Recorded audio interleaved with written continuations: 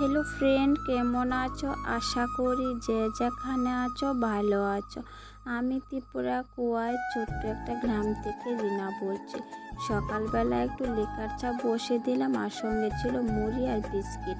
খেয়ে তারপর ভাত বসে দিলাম আমরার জন্য আতপ চাল, মার জন্য সিদ্ধ চাল, কারণ মা আতপ চালে ভাত খেতে পারে না, তার জন্য। তো ওইদিকে রান্নাটা বসিয়ে দিলাম ভাত নামিয়ে। তো আমার বোনপুর ডিম আলু চুলিয়ে দিচ্ছে।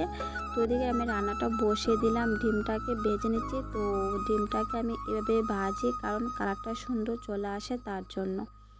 তো বন্ধুরা, ভিডিওটাকে স্কিপ করে দেখো না, ফুল ভিডিওটা দেখো। সবার কাছে আমার ছোট্ট অনুরোধ রইল, তোমরা যদি আমাকে সাপোর্ট না করো, ভালোবাসা না দাও, তাহলে আমিও সামনের দিকে এগোতে পারবো না।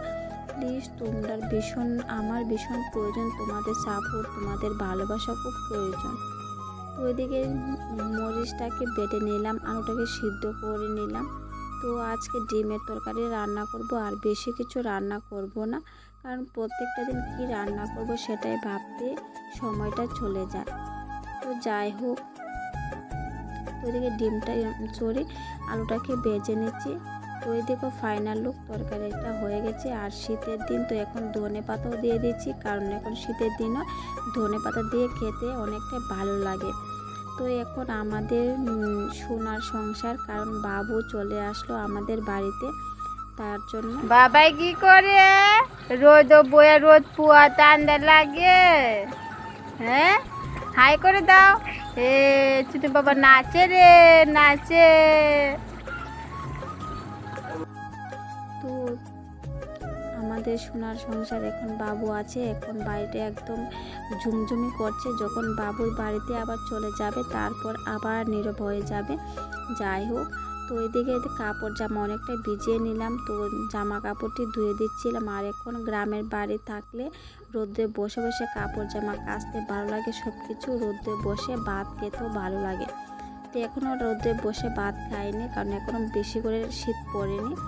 তো ওইদিকে রশিতে জামা কাপড় সব কিছু ধুয়ে দিয়েছিলাম, তো রোদে দিচ্ছিলাম। আর আমার যে পুরনো নাইটিটা আছে না, এটা নতুন কিনেছি। তো কেমন হয়েছে প্লিজ কমেন্টে জানাবেন। আর এদিকে বাবু পাপা শোনা, এই দেখো মা বাবা নাকিরা কি করছে। না, কাল থেকে রোদ বসে আছি, ঠান্ডা লাগছে তার জন্য। আর এখন রোদ বসে আছে, এখন গরম লাগছে। আর এই দেখো আমার সোনা পাপা কি করছে। হাই করে দাও, হাই করে দাও। হাই, কেমন আছো তোমরা? হাই, তুমি কই যাচ্ছ?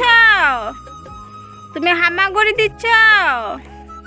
এই দেখো আমার সোনা বাবা নতুন হামাগুড়ি দিচ্ছে, আর উঠানে চলে যাচ্ছে। ওদিকে বালতিতে জল দেখছে, ওখানে জলে যাবে।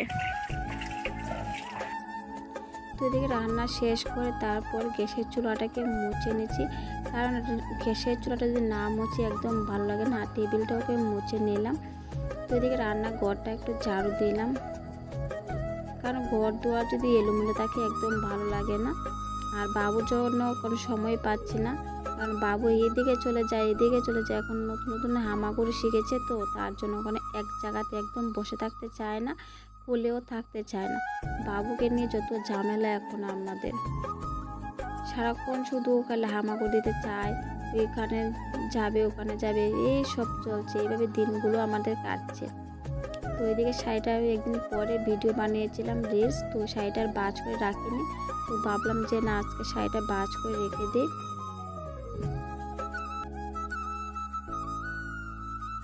তো ওইদিকে বাবু স্নান করে তারপর দুপুরবেলা প্রায় ঘুমিয়েছে। তো দেখো কি অবস্থা, কারণ বাবু তো চলে আসলো আমাদের বাড়িতে। এখন বাবুকে পেয়ে আর ঘর দুয়ার কিচ্ছু করতে ইচ্ছা করে না, ঠিক মতো ভিডিও দিতে পারছি না। তো এদিকে আলনাটাকে বাজ করলাম, মানুষ বেশি তো তার জন্য মানে সব কিছু বাজ করে রাখা যায় না, আবার একটু সময় তাকে তারপর